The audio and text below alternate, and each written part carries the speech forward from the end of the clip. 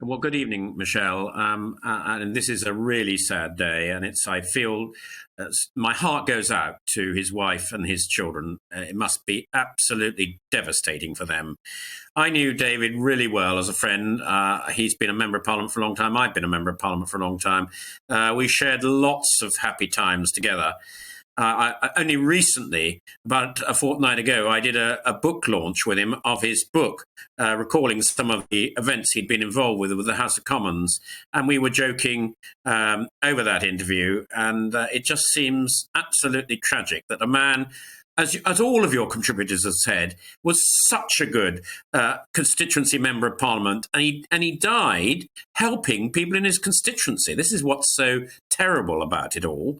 So we've got a really sad loss today of somebody who was a giant as a constituency MP.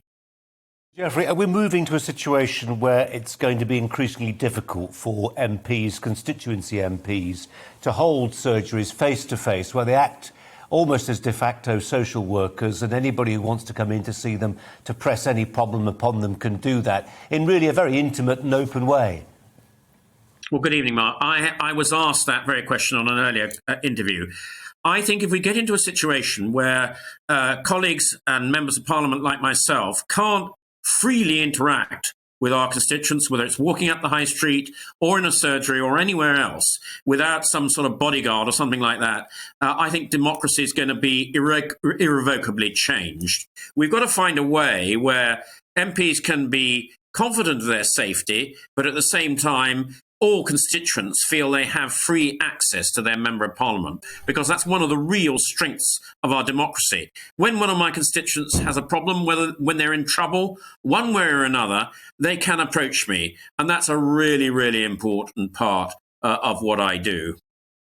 So, Geoffrey, do you feel any less safe tonight doing your job? Well, I've never not felt safe, and I have to say I was very touched that my chief constable got in touch earlier in the day. He said, if you've got any worries whatsoever, please phone me. So that was a very good gesture, I thought. Of course, as a responsible person, I will always think carefully about my security, particularly on those events like surgeries, which are pre-advertised, so people know where I am at a particular time in advance. And I was discussing that very point with my police earlier this afternoon.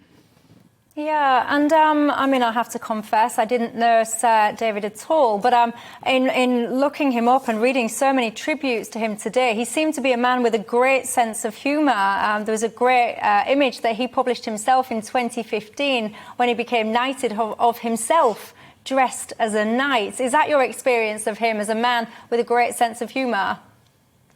Oh, absolutely. As I said, this book launch we did about a fortnight ago, where I was interviewing him. I mean, the anecdotes and the laughter and the amusement that went on in that interview was just absolutely typical of the man. He was a great friend to everybody, and nothing was too much trouble for him to do for his constituents, as you already heard on the tributes that I've heard on your radio this evening. So, yeah, a really sad loss.